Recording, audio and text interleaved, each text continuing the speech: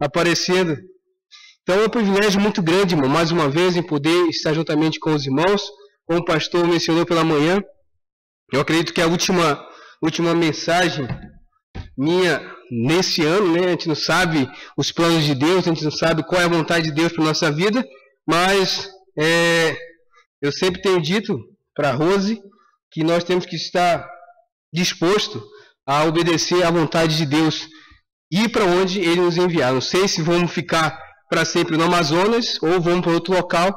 Eu sempre digo para ela que nós temos que estar preparados para se adaptar em qualquer lugar. Então nós já viemos do calor, nós somos adaptados ao calor e viemos para um estado que é bastante frio. Então nós já deu para sentir o clima de como é morar num local frio, né? Então é um privilégio muito grande e tudo isso foi aprendizado para mim e com certeza para ela e para o Tiago. Só temos a agradecer a Deus pela oportunidade de ter nos concedido esse privilégio de poder conhecer cada um dos irmãos e também poder aprender mais da palavra de Deus e com certeza contribuir para o crescimento da palavra de Deus, não só aqui no país, mas em outros locais, em outros países desse nosso mundo afora. Então, convido os irmãos a abrir as suas Bíblias para Romanos capítulo 5.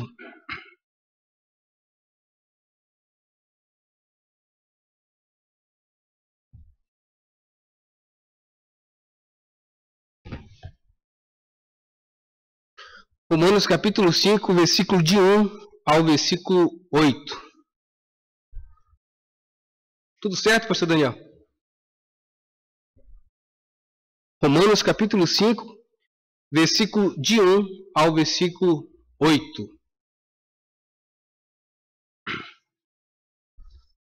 Amém? A palavra do Senhor diz o seguinte: justificado, pois, mediante a fé, temos paz com Deus, por meio de nosso Senhor Jesus Cristo, por intermédio de quem obtivemos igualmente acesso pela fé a esta graça, na qual estamos firmes e gloriamo-nos na esperança da glória de Deus. E não somente isto, mas também nos gloriamos nas próprias tribulações, sabendo que a tribulação produz perseverança, e a perseverança, experiência, e a experiência, esperança. Ora, a esperança não confunde, porque o amor de Deus é derramado em nosso coração pelo Espírito Santo, que nos foi outorgado. Porque Cristo, quando nós ainda éramos fracos, morreu ao seu tempo pelos ímpios. Dificilmente alguém morreria por um justo, pois poderá ser que pelo bom alguém se anime a morrer. Mas Deus prova o seu amor para conosco, pelo fato de ter Cristo morrido por nós, sendo nós ainda pecadores. Amém? Vamos orar. Senhor, nosso Deus, nosso Pai, meu Pai Santo, muito obrigado por mais essa oportunidade que Tu nos concedeu, Senhor. Muito obrigado pela vida de cada um dos irmãos que puderam chegar nessa noite. Aqueles que não puderam, o Senhor conhece o coração, o Senhor conhece a necessidade de cada um. Esteja, Senhor, me usando nesse momento para que eu possa transmitir a Tua santa e verdadeira palavra. Muito obrigado, Senhor, por todas as bênçãos imerecidas. Em nome do Teu amado Filho Jesus é que nós Te agradecemos. Amém. Irmãos, então, o tema que eu escolhi para essa noite é somente em Deus há esperança. Muitas vezes nós buscamos uma igreja, nós buscamos estar em comunhão com os irmãos, procurando conforto em nossas almas. Muitos de nós, durante a semana, passamos por situações que nos afligiram, situações que nos deixaram abatidos, situações que nos deixaram tristes, e nós muitas vezes buscamos um conforto na palavra de Deus. E eu selecionei alguns exemplos de pessoas que esperaram, que confiaram, que tiveram a sua esperança firmada no Senhor. Então nós vamos estar nessa noite vendo alguns exemplos de pessoas que confiaram, que realmente dependeram totalmente do poder, da virtude do nosso Salvador. Antes de começarmos, será que nós temos motivo de andarmos e vivermos uma vida triste, uma vida preocupada, uma vida desanimada, viver uma vida sem rumo? Será que nós, salvos, nós como os filhos de Deus, Será que nós temos a razão de viver uma vida desajustada nesse mundo? Pergunto para cada um dos irmãos. Essa pergunta eu fiz domingo passado lá em Estância Velha. Os irmãos disseram que não. Muitas vezes nós podemos dizer que não, mas não é a realidade, não é o que realmente nós demonstramos durante a nossa vida. Qualquer abatimento da nossa vida, qualquer situação que nos venha a fazer testar a nossa fé, nós nos apavoramos. Nós abandonamos aquele amor, aquela posição de que eu sou um servo fiel. Eu obedeço, eu sou um crente fiel ao Senhor. E muitas vezes com pequenas coisas nós nos desapegamos e tentamos resolver com os nossos próprios jeitos, dos nossos próprios meios. Então eu acredito, no meu modo de pensar, que nós não temos razão nenhuma de ter uma vida desajustada, uma vida desanimada, uma vida triste, uma vida para baixo, vamos dizer assim. Nós temos que agradecer diariamente a Deus pela bênção, pela maior bênção que Ele nos concedeu, de ter a esperança que um dia nós estaremos com Ele na glória. Amém? Então é um privilégio que nós temos, nós salvos temos, nós temos esse privilégio de ter uma esperança, de saber que um dia nós estaremos no céu com o nosso Salvador. E isso é a motivação, tem que ser a motivação de cada um de nós. Nesse versículo que acabamos de ler, é um versículo que fala muito, que muitas vezes nós passamos por situação, e uma coisa que eu aprendi, que as tribulações, nós temos que ter as tribulações, as crises, como oportunidade de crescimento espiritual e material para a nossa vida. As crises, é no momento de crise que nós vamos nos aperfeiçoar, que nós vamos crescer espiritualmente. Então, é nesse modo, é nesse jeito de pensar que nós temos que fazer, nós temos que virar a nossa mente. Eu vou passar por situação, mas eu sei que eu vou conseguir vencer essa tribulação, eu vou conseguir ultrapassar essa barreira de problema que está na minha vida. E isso só conseguimos se a nossa esperança estiver em Jesus. É nossa motivação. Ele nos amou de tal maneira. Deus, Ele enviou o seu Filho para morrer em nosso lugar. É o famoso amor, o amor ágape. Essa semana eu estudando, a gente já pegou várias no seminário. O amor ágape é o amor de Deus, o amor sincero, o amor puro, o amor incondicional, o amor completo, o amor absoluto, que não impõe condição para que Deus possa nos amar, que não impõe condição ou limite para se amar. Quem ama de forma incondicionalmente não espera nada em troca. Jesus morreu na cruz pelo nosso pecado. Deus enviou o seu Filho para a remissão do nosso pecado. Ele mandou o seu Filho, deu a vida ao seu Filho para que nós pudéssemos ter a vida eterna. É um privilégio muito grande que nós temos, e isso nós temos que agradecer diariamente.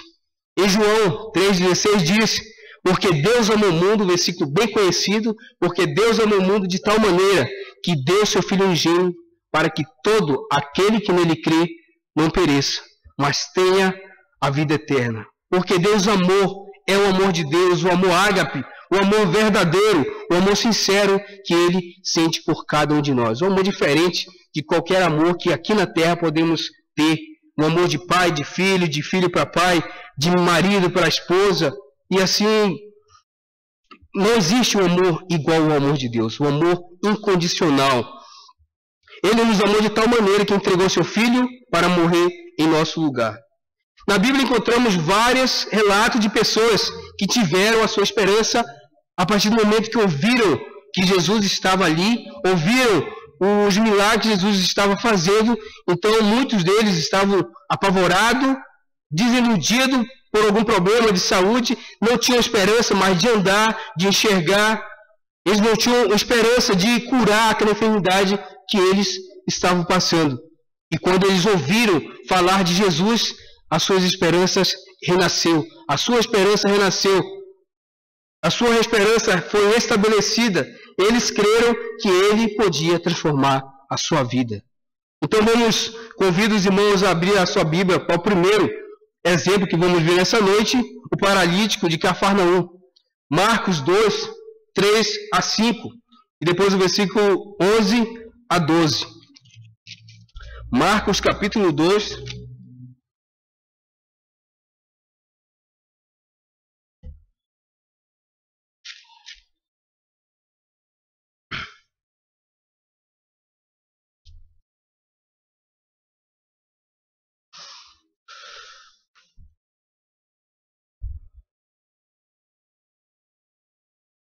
Amém, irmãos? Marcos capítulo 2, versículo 3 a 5. A palavra do Senhor diz o seguinte: alguns foram ter com ele, conduzindo um paralítico, levado por 4 homens, e não podendo aproximar-se dele por causa da multidão, descobriram o eirado no ponto correspondente ao em que ele estava, e fazendo uma abertura, baixaram o leito em que jazia o doente. Vendo-lhe a fé, Jesus disse ao paralítico: filho, os teus pecados estão perdoados. No versículo 11: eu te mando, levanta-te, toma o teu leito e vá para a tua casa. Então ele se levantou e no mesmo instante, tomando o leito, retirou-se à vista de todos, a ponto de se admirarem todos e darem glória a Deus, dizendo: jamais vimos coisas assim. Um homem que não tinha esperança, um homem que não contava mais, com certeza, ele não tinha esperança nenhuma de poder andar. Um homem paralítico, paralisado ali no leito. E o mais interessante, olhando esse texto, podemos olhar a fé que aqueles 4 homens tiveram para levar aquele cidadão até a presença de Jesus. Eles se esforçaram, com certeza, a Bíblia não diz se era o parente, se era um amigo deles, mas eles se esforçaram para levar ele até a presença de Jesus. Porque eles tiveram uma esperança que Jesus iria curar aquele cidadão. Então, se nós pararmos para pensar, imaginar o sacrifício que é colocar uma pessoa, levantar uma pessoa doente em uma máquina, em um leito, no teto, e depois ter o maior trabalho de descer aquele homem, sem que ele caia, sem que possa machucar ele ainda mais. Então, aqueles homens, eles tiveram uma esperança. Eles creram que Jesus podia curar a enfermidade daquele homem. Eu fazendo estudo, que naquela época, provavelmente, os telhados eram feitos de placa de barro. E esses barros faziam porque era uma forma de dar um aquecimento no tempo do verão.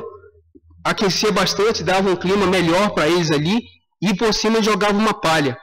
Então a Bíblia diz que eles subiram e afastaram. E de lá colocaram aquele paralítico perante o Senhor.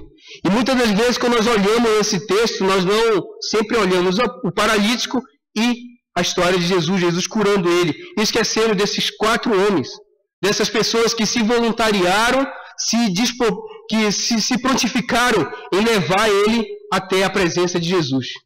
Trabalho, com certeza, difícil, de eles terem levantado ele, colocado lá em cima, com maior cuidado, para chegar na presença do Senhor. E com certeza eles criam que Jesus iria curar ele. E foi o que aconteceu. Jesus ficou admirado, com certeza, se fosse um de nós, ficar admirado, uma pessoa varando do teto. Jesus viu a fé que eles tinham nele, sabendo que ele podia curar, ele era a solução para aquele problema. E muitas das vezes nós temos esse privilégio, nós temos essa esperança, e a nossa esperança muitas vezes é firmada em coisas desse mundo, em coisas terrenas, em coisas que nós sabemos que muitas vezes não vai nos dar algo permanente. E nós deixamos de ter a nossa esperança firmada no nosso Salvador. Assim como esses 4 homens, e com certeza esse paralítico. E muitas vezes a gente para pensar, Jesus pediu para ele no versículo 11, eu te mando, levanta-te, toma o teu leito e vá para a tua casa. Aquele homem passou a vida dele inteira em cima daquele leito, deitado naquele leito. Com certeza ele não queria ver aquele leito de jeito nenhum mais, depois que ele saiu andando dali. Mas Jesus pediu para ele levar o leito com ele. Com certeza, eu acredito que foi para quando ele estivesse achando que ele era o maioral, ele olhasse para aquele leito e visse, não, eu estava deitado ali. Se não fosse Jesus, eu estaria ali ainda. Então aquilo foi uma forma de ele lembrar do que ele era e do que ele se transformou depois que ele conheceu o poder do nosso Salvador. Então, é um testemunho, exemplo muito gratificante, muito importante para a nossa vida, de 5 pessoas que confiaram, que as suas esperanças foram restabelecidas a partir do momento que eles entenderam que Jesus era capaz de mudar aquela situação. O segundo, o cego de Betsaida, Marcos capítulo 8, versículo 22 ao versículo 26. Marcos capítulo 8, 22 a 26.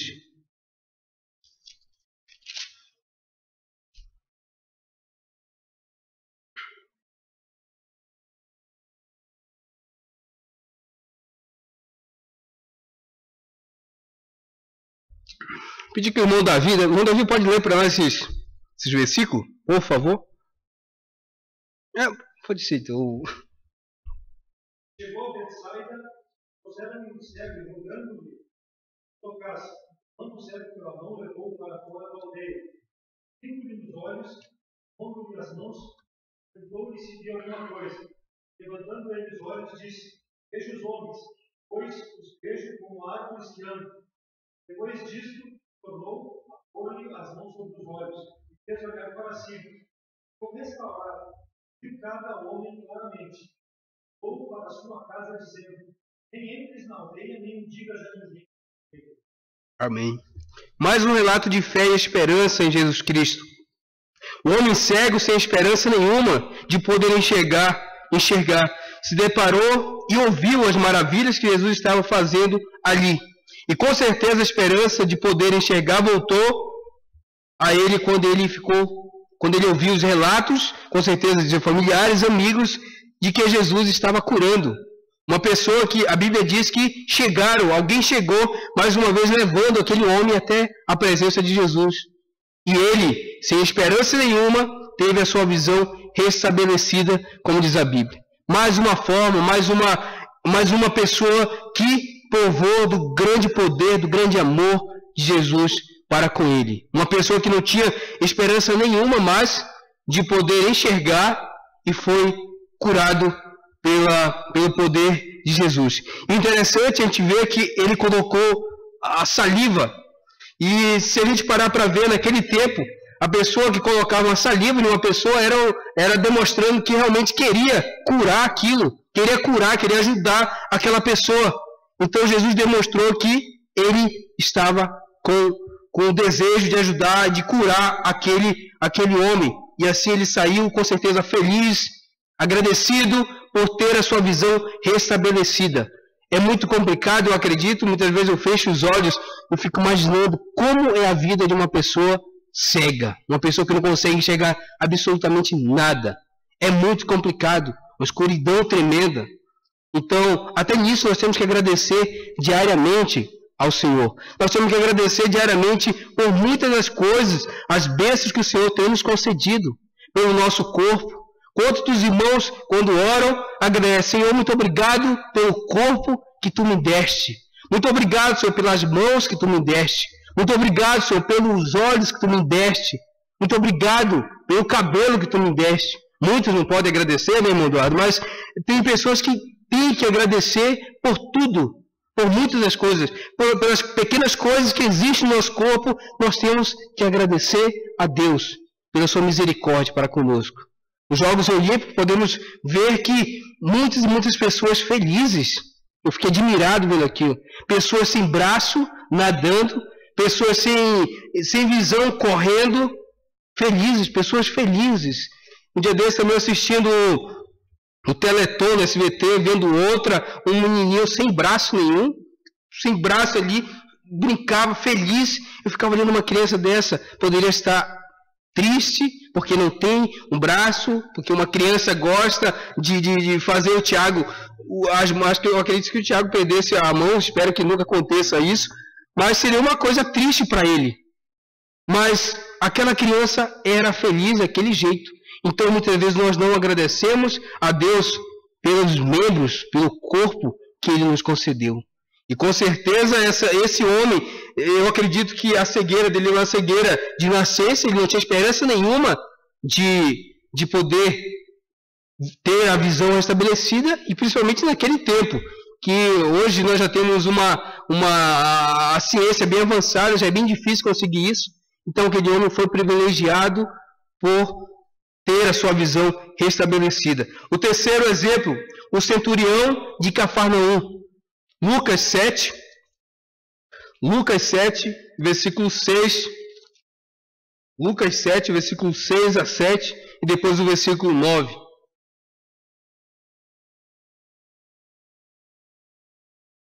Lucas capítulo 7, versículo 6 a 7.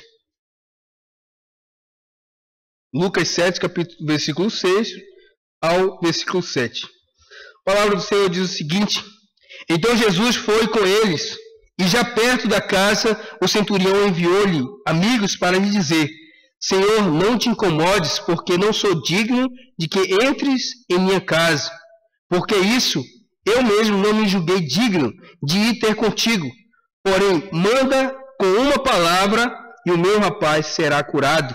O versículo 9. Ouvidas estas palavras, admirou-se Jesus dele, e voltando-se para o povo que acompanhava, disse: Afirmo-vos que nem mesmo em Israel achei fé como esta. Então aquele centurião não se achou digno de Jesus entrar na sua casa. E o mais interessante é ver a fé que ele teve em Jesus. Com uma palavra, ele chegou ali: Senhor, apenas com uma palavra, diga isso, que o meu servo será curado com certeza. E Jesus ficou admirado com a fé daquele centurião, com a esperança que ele tinha em Jesus Cristo, que ele sabia que com uma palavra o seu servo, o seu amigo poderia ser curado. A fé daquele homem. E a fé de um homem que não era um seguidor de Jesus. E hoje, muitas vezes, nós estamos nas igrejas, estamos sentados diariamente, tendo o nosso momento, o nosso devocional, o nosso momento de oração, e nós não temos uma fé que nem esse homem. Muitas vezes nós dizemos que tem, pedimos algo, oramos ao Senhor: Senhor, me dê uma casa nova, me dê um carro novo, me dê um emprego novo. Mas lá no fundo, será que Ele vai dar mesmo? Será que realmente eu vou ganhar isso? Esse é o nosso problema. Esse é o problema de mim, o nosso problema em geral. Porque muitas vezes nós pedimos as coisas e no fundo, já estamos com aquela desconfiança. Será que realmente isso vai acontecer? Será que eu realmente estou merecendo isso?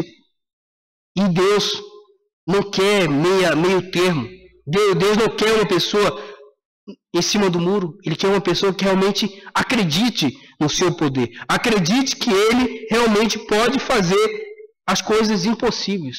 O nosso Deus é o Deus do impossível. Amém, irmãos? Então esse homem acreditou, creu que Jesus, com uma palavra, podia curar o seu servo. E depois disso, Jesus usou de exemplo aquele centurião para falar para os seus apóstolos. Eu nunca vi, no versículo 9. Afirmo-vos que nem mesmo em Israel achei fé como esta. O centurião demonstrando que realmente ele acreditava, ele creu, ele acreditava que o poder de Deus, de Jesus, podia curar o seu servo. Então é exemplo para a nossa vida, exemplo para o nosso dia a dia, que nós servimos a um Jesus, a um Deus que pode nos ajudar naquele momento de dificuldade. Nós servimos a um Deus que Ele está sempre disposto a nos ajudar. Basta que nós nos entregamos verdadeiramente, dependemos verdadeiramente do seu poder. O quarto, a cura da mulher com fluxo de sangue. Lucas 8, versículo 47.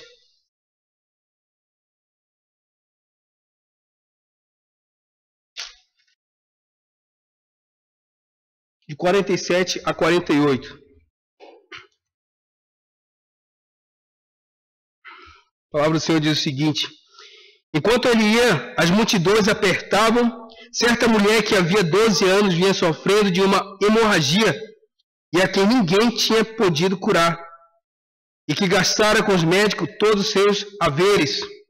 Veio por trás dele e lhe tocou na orla das vestes, e logo se lhe estancou a hemorragia. Mas Jesus disse: quem me tocou? Como disse? Como todos negassem, Pedro, com seus companheiros, disse: mestre, as multidões te apertam e te oprimem, e dizes: quem me tocou? Contudo, Jesus insistiu: alguém me tocou, porque senti que de mim saiu o poder. Vendo a mulher que não podia ocultar-se, aproximou-se trêmula e, prostrando-se diante dele, declarou, à vista de todo o povo, a causa por que havia tocado e como imediatamente fora curado. Então lhe disse: filha, a tua fé te salvou. Vai-te em paz. Mais um exemplo de uma pessoa que creu, que com certeza acreditou, correu por médicos e médicos. A Bíblia diz que ela procurou uma forma para curar aquela enfermidade e não conseguia. Então, com certeza, estava desesperada já, sem esperança nenhuma de poder resolver aquele problema. E mais uma vez, ela ouviu falar de Jesus. Ela ouviu falar de um homem que saía curando as diversas enfermidades. E com certeza, ela vendo aquela multidão, uma mulher, naquele tempo, uma mulher vamos não ser tão radical, mas era uma pessoa que não tinha muito valor perante os homens ali.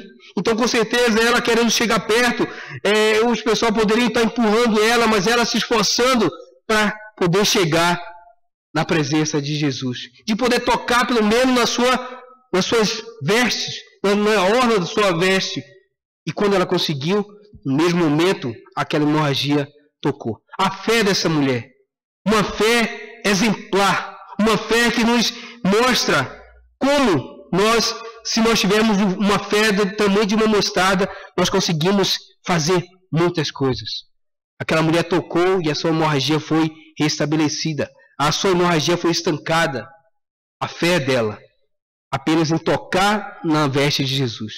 Jesus, vendo aquilo, ele sentiu que saiu o poder da sua vida, do seu corpo. Ele começou a procurar de onde, quem me tocou, quem triscou em mim.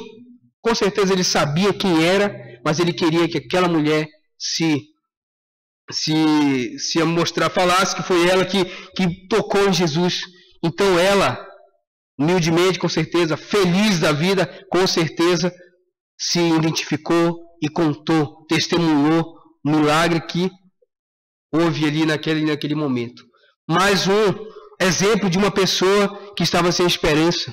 Uma pessoa que não tinha mais esperança de resolver aquele problema. Uma pessoa que a Bíblia diz que procurou médico, procurou outras formas para tentar resolver aquele problema e não conseguiu. E ela, com certeza, as últimas oportunidades, ou a última coisa que ela poderia fazer era chegar até a presença de Jesus e ser curado. E muitas das vezes, nós, do jeito que essa mulher teve, nós passamos quando nós estamos com problema, com o nosso câncer espiritual, nosso problema espiritual, nós estamos desanimados, longe dos caminhos do Senhor, nós tentamos procurar cura em outras coisas, em outras coisas nesse mundo, procurar um conforto que esse mundo não pode nos dar. E muitas vezes nós passamos que nem essa mulher. Nós apoiamos, nós sofremos sozinhos, dependendo de nós mesmos. E quando nós realmente não temos mais para onde correr, é que nós olhamos para cima e olhamos que Cristo está de braços abertos para nos ajudar. E é depois de ter apanhado bastante desse mundo, depois de termos sofrido bastante, é que nós reconhecemos que nós servimos a um Deus fiel, um Deus que é fiel com as suas promessas. O quinto, Abrão, Gênesis capítulo 22. Gênesis capítulo 22, versículo 8. Gênesis capítulo 22, versículo 8. e depois vamos ler o 10 a 11.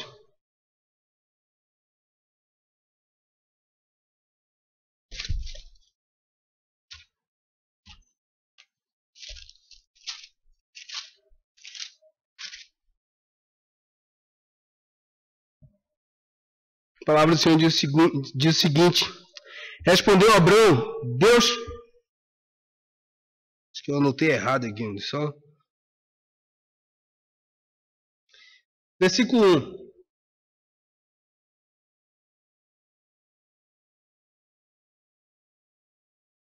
Depois dessas coisas, pôs Deus Abrão à prova, ele disse: Abrão, este lhe respondeu: eis-me aqui. Acrescentou Deus: toma teu filho, teu único filho Isaque, a quem amas, e vai-te à terra de Moriá. Ofereceu-o ali, em holocausto sobre um dos montes que eu te mostrarei. Levantou-se, pois, Abrão de madrugada, e tendo preparado o seu jumento, tomou consigo 2 dos seus servos e a Isaque, seu filho. Rachou lenha para os holocaustos e foi para o lugar que Deus lhe havia indicado. Ao terceiro dia, erguendo Abrão os olhos, viu o lugar de longe. Então disse aos seus servos: esperai aqui com o jumento, eu e o rapaz iremos até lá, e havendo adorado, voltaremos para junto de vós. Tomando Abrão a lenha do holocausto, e o colocou sobre Isaque seu filho. Ele, porém, levava nas mãos o fogo e o cutelo. Assim caminhava ambos juntos. Quando Isaque disse a Abraão, seu pai: meu pai. Respondeu Abraão: eis-me aqui, meu filho. Perguntou-lhe Isaque: eis o fogo e a lenha, mas onde está o cordeiro para o holocausto? Respondeu Abraão: Deus proverá para si. Deus proverá para si, meu filho, o cordeiro para o holocausto. E seguiam ambos juntos. Chegaram ao lugar que Deus lhe havia designado. Ali edificou Abrão um altar sobre eles. Ele dispôs a lenha, amarrou Isaque, seu filho, e o deitou no altar em cima da lenha. E, estendendo a mão, tomou o cutelo para imolar o filho. Mas do céu lhe brandou o anjo do Senhor: Abraão, Abraão. Ele respondeu: eis-me aqui. Então lhe disse: não estenda a mão sobre o rapaz e nada lhe faça, pois agora sei que temes a Deus, porquanto não me negaste o filho, o teu único filho. Vou ficar até no versículo 12. Abraão, numa situação bem complicada, vamos dizer assim, numa situação que nós, pai, se nós nos colocarmos nesse momento, é bem complicado tomar uma decisão dessa. E eu fico imaginando a ideia de Abraão imaginando, obedecendo aquela ordem, Deus pedindo para que ele matasse o seu único filho, o filho que ele deu depois de ele estar com uma certa idade. Pensamento, com certeza, se ele fosse uma pessoa questionadora, que questionasse a Deus, poderia perguntar-se: mas por que o Senhor me deu esse filho depois de uma certa idade? Sara já está com uma idade avançada, e eu não vou poder mais ter outro filho.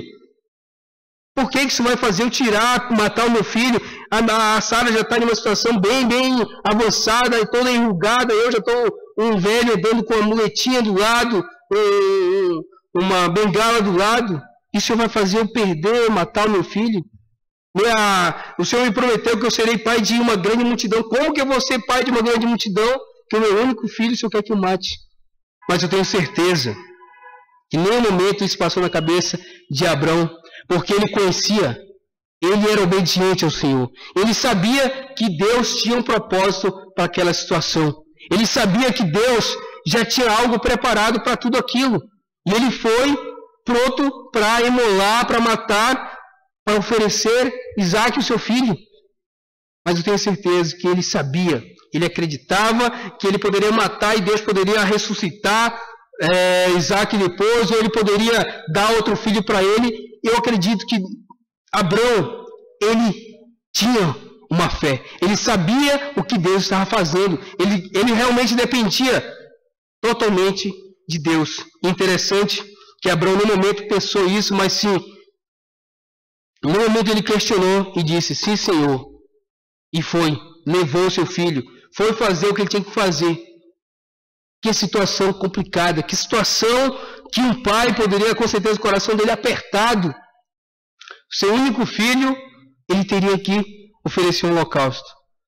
Mas ele sabia de todas as coisas, ele confiava em Deus, e o Senhor deu o holocausto para ele oferecer. Isaac voltou com ele são e salvo para sua casa. A esperança, a confiança, Abraão dependeu totalmente de Jesus, de Deus. Ele era obediente a Deus, e por causa disso ele recebeu as suas recompensas em sua vida. Para concluirmos, irmãos, Salmos 32, 7. Salmos 32, 7, se não quiserem anotar, e depois pode para nós não prolongar muito. Salmos 32, 7. Tu és o lugar em que me escondo. Tu me preservas da angústia. Tu me cinges de alegres canto de livramento. Essa é a promessa. Esse é o Deus que nós servimos. Cristo é a única esperança. Cristo é a nossa única esperança. E nós temos que estar firmado, nós temos que estar dependendo dele diariamente. Seja em qualquer situação de sua vida, seja em qualquer momento da sua vida, em qualquer tribulação da sua vida, você tem que lembrar que você serve um Deus, Deus que te ama, que é um amor incondicional, um amor diferente de qualquer outro amor. Nós temos que ter esse pensamento.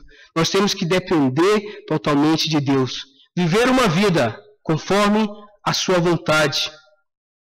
Nós somos privilegiados, irmãos, em servir a um Deus que deu o seu único filho para morrer em nosso lugar.